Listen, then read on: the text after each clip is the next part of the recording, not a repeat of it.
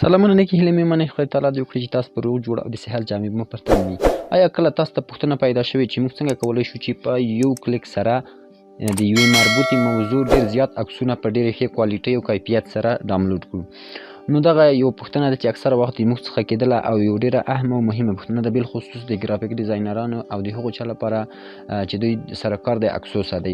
نو دوی نشي کولی چې د یوې موضوع مربوط عکسونه لاړ شي په ګوګل کې سرچ وکړه او هر یو جلا جلا د ځان ته پیدا کړه او ډاونلوډ یې کړه. نو د هغو دپاره ما تاسو ته یو اپلیکیشن راوړی دی چې کولی شئ تاسو د هغو نه استفاده وکړئ.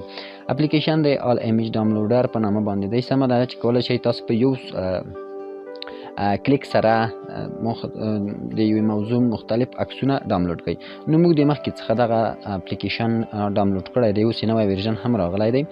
نو کولی شئ تاسو یې ډاونلوډ کړئ. ډېر یو مهم او ډېر مهم اپلیکیشن دی، صرف 14 MB سایز دی. نو راځو پیل کوو یې. سمه ده، راځم زه خپل کوم اپلیکیشن چې موږ دلته راخیستی دی هغه دلته کوشش کوم یو موضوع مربوط سرچ وکړم. تاسو به صرف په سرچ بار کې سرچ وکړئ. سمه ده، کله چې تاسو سرچ وکړئ دلته مربوط سیټینګونه دي. نو که چېرته تاسو غواړئ چې د یو مثلا په یو لیمیټ کې عکسونه ډاونلوډ کړئ، مثلا چې په څوره پیکسل کې وي، اندازه یې څوره وي، کوم فونټ او کوم سایز او یو څه دلته مختلف یعنې تاسو مختلف سیټینګونه ورته سیټ کولی شئ. نو راځم زه په خپل ډیفالټ حالت باندې پرېږدم تر څو پورې دلته سټارټ باندې موږ کلیک وکړو. په سټارټ ډاونلوډ باندې چې کله موږ کلیک وکړو موږ ته به د هغو مربوط کوم موضوع چې ده د هغو عکسونه به دلته ډاونلوډ شي. وګورئ د موږ د انټرنیټ کوم کنکشن چې دی هغه یو څه سلو دی، نو په دې خاطر باندې کیدای شي یو څه وخت ونیسي، اما د تاسو که چېرته انټرنیټ تیز وي ډېر په چټکۍ سره به تاسو ته مربوط عکسونه ډاونلوډ شي.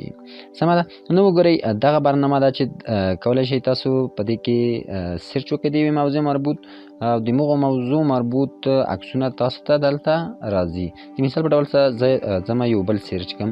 سمه ده، وګورئ د مثال په ډول سره دلته زه سرچ کړم فوټوس پیکو. سمه ده، اسلامیک فوټوس. صرف په سټارټ باندې کلیک کوم. نو دغه د ګرافیک ډیزاینرانو لپاره ډېر مهم دی، ځکه دوی اکثره وخت کله چې انټرنیټ ته لاسرسی لري د هغو اشخاصو لپاره هم ډېر مهم دی، او هغه اشخاص چې دوی صفحې لري د صفحو د مدیریت لپاره چې هغو ته عکسونه په کار کېږي. وګورئ څومره ښکلي ښکلي عکسونه دلته موږ ته راغلل.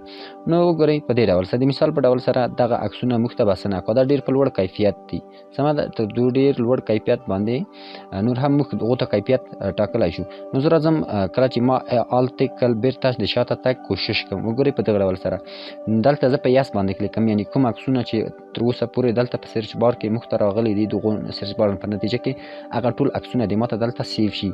نو دغه عکسونه به تاسو ته دلته اوس د سیف کېدلو په حالت کې دي. سمه ده، نو کله چې تاسو ته عکسونه سیف شول وګورئ موږ ته 50 عکسونه ډېر په ساده ډول سره دلته سیف شول چې اوس کولی شو له دغو عکسونو څخه په اپلاین ډول کار واخلو. نو د دغو عکسونو ادرس تاسو کولی شئ چې سیټینګ کې هم ورته تغییر کړئ، اما کوم ډیفالټ ادرس چې دی هغه په پکچرز کې دی. سمه ده، کولی شئ چې د هغو څخه خپله کمپیوټر ته یا هم تاسو کولی شئ وکاروئ کمپیوټر ته کوئ او په اتوماتیک ډول سره به دغه عکسونه تاسو ګالرۍ ته هم ولاړ شي. نو دا و د موږ نننۍ جلسه. نو تر بلې راتلونکي جلسې پورې تاسو په پاک رات سپارم. ښې چارې ولرئ. د خدای په امان.